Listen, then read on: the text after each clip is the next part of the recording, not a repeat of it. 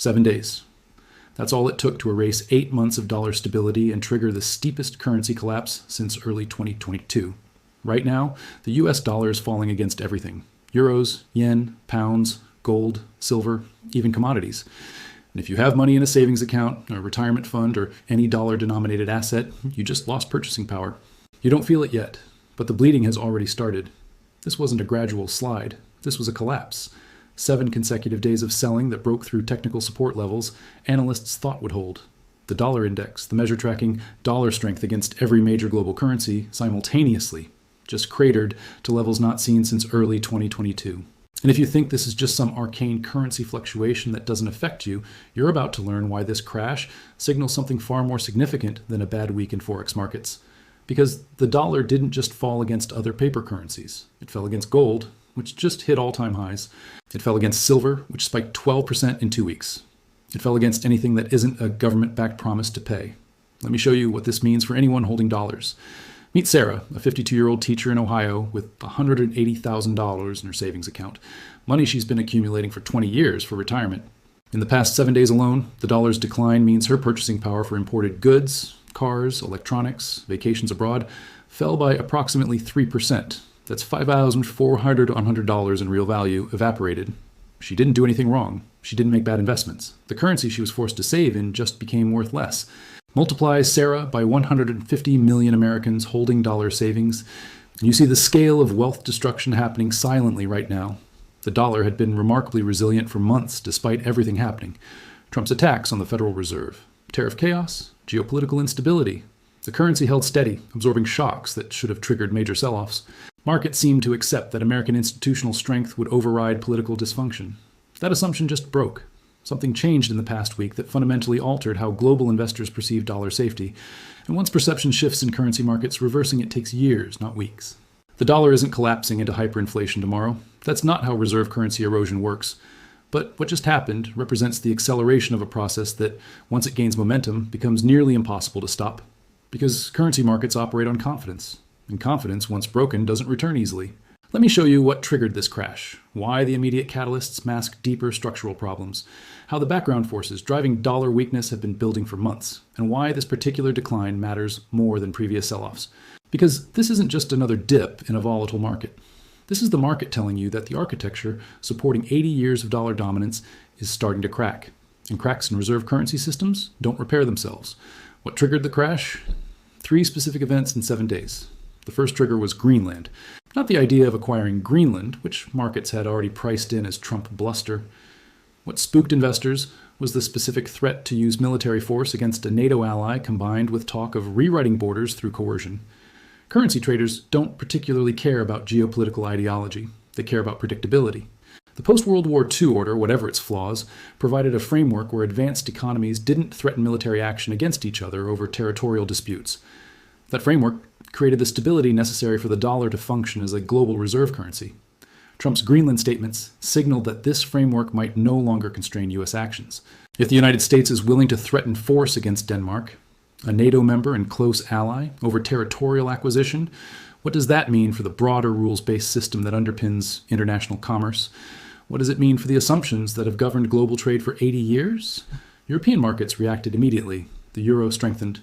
The Swiss franc, historically the ultimate safe haven currency, surged as investors fled dollar exposure for Swiss stability. Bond yields in Germany and Switzerland fell as money poured into European government debt seeking safety from American unpredictability. Trump eventually walked back the military threat, but the damage was done. You can't unring the bell. Markets now know that territorial expansion through coercion is on the table as U.S. policy. That knowledge creates permanent uncertainty, and uncertainty is the enemy of reserve currency status. The dollar didn't recover when Trump backed down because the issue wasn't the specific Greenland threat. The issue was the revealed preference for imperial instincts over institutional stability. That preference doesn't disappear with a policy reversal. It's now factored into how traders price dollar risk going forward. And it gets worse. The second trigger was the Japanese yen, and this one is more complex because it involves both immediate intervention and deeper structural issues. The yen had been collapsing for months. It fell from 145 yen per dollar in September 2025 to nearly 160 by mid-January 2026. That's a 10% depreciation in 4 months, devastating for a major reserve currency. Japanese assets were in free fall. The bond market was breaking. Capital was fleeing Japan at accelerating rates. Then the Bank of Japan intervened. Reports emerged that Japan's central bank had begun spending its foreign currency reserves, primarily dollars, to buy yen and support its value. The intervention was massive, aggressive, and partially coordinated with the United States. Why would the U.S. help Japan?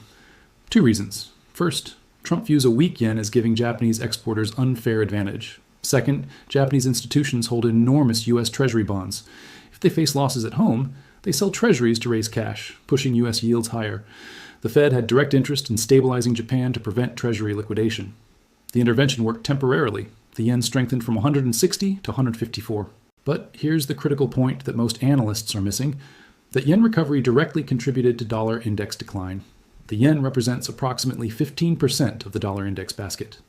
When the yen strengthens significantly, the dollar index falls mechanically, even if the dollar's fundamental position hasn't changed against other currencies. This creates a nuanced situation. Some of the dollar's measured weakness is a function of yen intervention success, not pure dollar selling. But even that intervention required the U.S. to spend political capital and policy coordination helping a foreign central bank, which itself signals dollar vulnerability. A truly dominant reserve currency doesn't need to bail out allied central banks to protect its own bond market. But that's not the real threat. The third trigger was the looming government shutdown, and this one reveals something deeper about American institutional capacity. Democrats announced they would block any funding legislation that includes money for the Department of Homeland Security until the administration reins in Border Patrol and ICE following the fatal shooting of an American citizen in Minneapolis. This left Congress dazed to negotiate an agreement before the January 30th funding deadline. Failure means government shutdown, the second in barely a year of Trump's second term. Government shutdowns damage the dollar for practical reasons. They disrupt government bond auctions. They create uncertainty about Treasury's ability to meet obligations. They signal political dysfunction that undermines confidence in American institutional stability. But the deeper issue is what the shutdown threat reveals about U.S. political capacity. The world's reserve currency is supposed to be backed by a stable, functional government that can manage basic administrative tasks, like keeping itself funded. When that government repeatedly fails to pass budgets and resorts to shutdowns, it raises fundamental questions about long-term institutional competence. Markets didn't wait for the actual shutdown. The threat alone was enough to accelerate dollar selling, because the threat confirms a pattern of dysfunction that investors have been watching for months, getting worse, not better. These 3 triggers, Greenland, yen intervention, and shutdown threat, created the immediate catalyst for the dollar's crash. But they operated on a foundation of background pressures that have been building for far longer. These triggers are just sparks. The real fire has been burning underneath for months, invisible to most people, building pressure that was always going to explode. Let me show you the 3 background forces that turned this week's triggers into a full-blown currency crisis. The first background force is Trump's assault on Federal Reserve independence, and this isn't about specific policy disagreements on interest rates. This is about the structural relationship between political power and monetary policy. For decades, one thing kept global investors trusting the dollar even when everything else was chaos: the Federal Reserve's independence. The ironclad promise that U.S. monetary policy wouldn't be manipulated for short-term political gain at the expense of long-term stability. That promise is breaking right now, in real time, and most people don't even realize the magnitude of what's being destroyed. Trump has made clear he wants lower interest rates regardless of inflation risks. He's made clear he's willing to pressure the Fed through public attacks, DOJ investigations of Fed officials, and threats to fire the Fed chair.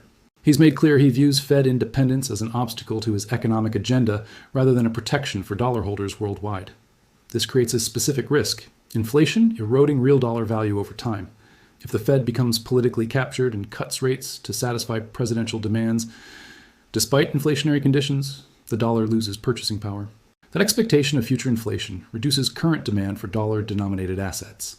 Markets are beginning to price this risk, not as an immediate hyperinflation scenario, but as a gradual erosion of dollar real value over years. And that expectation becomes self-fulfilling. If investors expect inflation, they demand higher yields on dollar bonds. Higher yields mean higher U.S. borrowing costs. Higher borrowing costs create fiscal pressure. Fiscal pressure creates more political pressure on the Fed to keep rates low. The cycle reinforces itself. The second background force is the declining appeal of the dollar as a reserve asset. This is measurable in central bank reserve data, and the numbers are stunning. According to IMF data, the dollar's share of global foreign exchange reserves fell to a 30-year low in mid-2025, the latest period with available data. This isn't a collapse. The dollar still represents roughly 58% of global reserves. But the trend is unmistakable and accelerating month by month. Why are central banks reducing dollar exposure? Partly because of diversification strategy. Holding too much of any single asset creates concentration risk, but partly because of weaponization, concerns following the freezing of Russian reserves in 2022. That action demonstrated conclusively that dollar reserves held in the Western financial system can be frozen or seized if the holder crosses U.S. foreign policy red lines. For countries with occasional policy disagreements with Washington, this creates an urgent incentive to diversify away from dollar dependency. The BRICS currency unit, launched in January 2026, provides a functional alternative. It's not replacing the dollar globally, but it creates optionality that reduces dollar demand. Gold and silver confirm this shift. Gold hit all-time highs above $2,900 per ounce. Silver spiked to $35. Central banks, China, Russia, India, Turkey, are accumulating gold at record rates. This isn't speculation. This is official reserve diversification away from dollar dominance. The third background force is the perception of American institutional decline. This one is harder to quantify, but shows up clearly in market behavior and investor positioning. For 80 years, the dollar's reserve status rested partly on U.S. economic size and partly on American institutional credibility. The assumption was that regardless of political chaos, American institutions, the Fed, Treasury, courts, rule of law, would remain functional and trustworthy. That assumption is being tested in ways it hasn't been tested since the 1970s. Criminal investigations of Fed officials, threats to fire central bank chairs, government shutdowns, inability to pass budgets, threats of military force against allies, tariff chaos. Each individual event might be explained away, but the pattern creates cumulative doubt about institutional resilience. Currency markets are forward-looking. They don't react to current institutional strength. They react to expectations about institutional strength 5 and 10 years from now. And those expectations are shifting from American institutions will remain strong despite political dysfunction to American institutions might be weakening because of political dysfunction.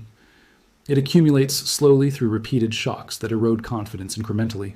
But once the shift reaches a tipping point where more investors believe decline is likely than believe stability will hold, selling accelerates. We may be approaching that tipping point now. What this means for the dollar system and why it matters to you personally. The dollar's role as global reserve currency has given the United States what economists call exorbitant privilege, the ability to borrow more cheaply than any other nation because global demand for dollars keeps yields low, the ability to run persistent trade deficits because other countries need to accumulate dollars to participate in global trade, the ability to use access to the dollar system as a geopolitical weapon through sanctions and asset freezes. This privilege isn't guaranteed by economics alone. It's maintained by confidence that the dollar will hold value, confidence that dollar-denominated assets are safe, confidence that the institutions backing the dollar are stable and trustworthy. What just happened in the past week is a confidence shock, not large enough to break the system immediately, but large enough to accelerate the erosion process that's been underway for months.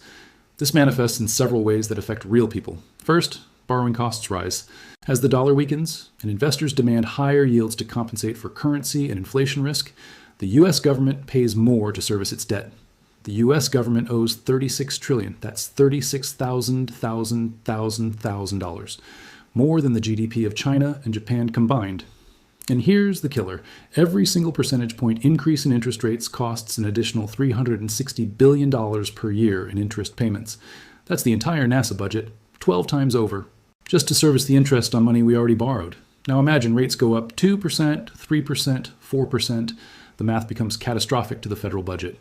Second, inflation pressure builds. A weaker dollar makes imports more expensive. Oil, manufactured goods, electronics, anything purchased from abroad costs more in dollar terms. That feeds into consumer prices and wage demands, creating an inflationary spiral that's difficult to control without aggressive rate hikes that would crash the economy. Consider James, a 70-year-old retiree living on a fixed pension of $3,000 per month. A weaker dollar means his imported medications cost more, his heating oil costs more, his food costs more because much of it is imported or relies on imported inputs. His fixed income buys less every month. He can't go back to work. He can't increase his income. He just gets poorer, slowly and visibly month by month as the dollar erodes. Third, geopolitical leverage declines. If countries have credible alternatives to dollar-based trade and reserves, the threat of being cut off from the dollar system loses power. Sanctions become less effective. Financial pressure becomes easier to evade. American influence diminishes. But here's the crucial nuance. None of this happens overnight. The British pound dominated global reserves from the 1800s through WWII. Its displacement by the dollar took from 1914 to the 1950s nearly 40 years of gradual erosion. The process accelerated during crises, but it was fundamentally slow-motion transformation. The dollar won't hyperinflate next month or lose reserve status next year. But what's happening now is acceleration of a long-term erosion process that becomes self-reinforcing and irreversible. The crash in the past week matters because it signals that acceleration. Markets are no longer assuming American institutional strength will automatically override political dysfunction. They're pricing in the possibility that dysfunction might be winning. And once that perception takes hold, it's extraordinarily difficult to reverse. Because the actions necessary to restore confidence, fiscal discipline, Fed independence, institutional stability, predictable foreign policy, are precisely the actions that current U.S. politics makes nearly impossible. This creates a trap. The dollar needs institutional credibility. Credibility requires political stability, but political incentives push toward dysfunction. The more dysfunction damages credibility, the more economic pressure builds. The more pressure builds, the more politics pushes toward short-term fixes that worsen long-term credibility. Breaking this cycle requires political coordination that doesn't currently exist. So what do you do with this information? Not what you might consider, what you do immediately. First, diversify out of pure dollar concentration. If 100% of your wealth is in dollar-denominated assets, you have concentration risk in a depreciating currency. Allocate 10 to 20% into hard assets that can't be printed or inflated away. Physical gold, silver. Commodities. These aren't speculation, they're insurance against currency erosion that's already happening. Second, consider international diversification. Hold some euros, some Swiss francs, some assets denominated in currencies backed by fiscally stable governments with independent central banks. The dollar won't hyperinflate tomorrow, but it is weakening structurally, and having exposure to stronger currencies protects purchasing power over time. Third, own assets that benefit from dollar weakness. U.S. exporters become more competitive when the dollar falls. Companies with significant international revenue see their foreign earnings worth more in dollar terms. Multinational corporations with global operations. These assets can appreciate in dollar terms as the dollar depreciates. Fourth, avoid long-duration dollar bonds. If the dollar is eroding and inflation is building, locking in fixed nominal returns for 10 or 30 years means accepting guaranteed real losses as purchasing power declines. Short-duration treasury bills or money market funds give you flexibility to adjust as conditions change. Fifth, watch the dollar index as your early warning signal. If it breaks decisively below 100, that's a technical signal that the decline is accelerating beyond normal volatility into structural weakness. Below 95, and we're in territory that signals serious loss of confidence. These aren't predictions, they're signposts telling you when to adjust positioning more aggressively. Sixth, increase exposure to real assets that maintain value regardless of currency fluctuations, energy infrastructure, agricultural land, real estate in strong global cities, assets tied to physical production rather than financial promises. The shift from paper wealth to tangible wealth is accelerating, and positioning early gives you advantage. The dollar isn't collapsing into worthlessness, but it is weakening structurally, and structural weakness compounds over years into massive purchasing power loss. Position now before the crowd realizes what's happening. Where does this leave us? The dollar crash of the past week is not the end of American monetary dominance, but it's not nothing either. It's a signal that the system is under stress, that confidence is eroding, and that the factors driving erosion are accelerating rather than stabilizing. For anyone holding dollar-denominated assets, savings accounts, bonds, stocks priced in dollars, this matters. Not because everything crashes tomorrow, but because the slow erosion of dollar purchasing power is no longer theoretical. It's measurable, visible, and accelerating week by week. For policymakers, this matters because the tools available to reverse dollar weakness, raising rates, fiscal discipline, restoring Fed independence are politically toxic and economically painful, which means they're unlikely to be deployed until crisis forces action, by which point the damage may be irreversible.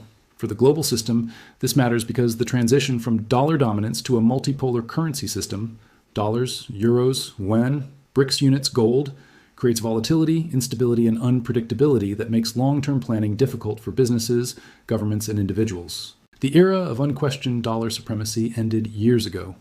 What's happening now is the market recognizing that the era of confident dollar stability might be ending too. What replaces it is unclear, but what's certain is that the assumptions that governed global finance for your entire lifetime no longer hold. The dollar is crashing again. This time the causes are deeper, the pressures more structural, and the path to recovery less obvious. This is what erosion looks like. Not explosion, not hyperinflation, not collapse. Just steady, persistent, accelerating loss of confidence in the system that has defined global money for 80 years. And once confidence goes, it doesn't come back easily. Sometimes it doesn't come back at all. If this analysis changed how you think about your savings, your investments, your financial future, hit that like button, because this information needs to reach more people before the erosion accelerates beyond repair. Subscribe and turn on notifications, because I'll be tracking this dollar decline in real time, breaking down each new catalyst, each policy mistake, each signal that the reserve currency system is fracturing. And if you want to understand exactly how to protect your wealth during currency erosion, what assets hold value when paper money loses it, watch the video I'm linking next. The dollar's dominance isn't ending overnight, but it is ending. Don't be caught unprepared when confidence finally breaks completely. This is the system under stress, and the stress is increasing every single day.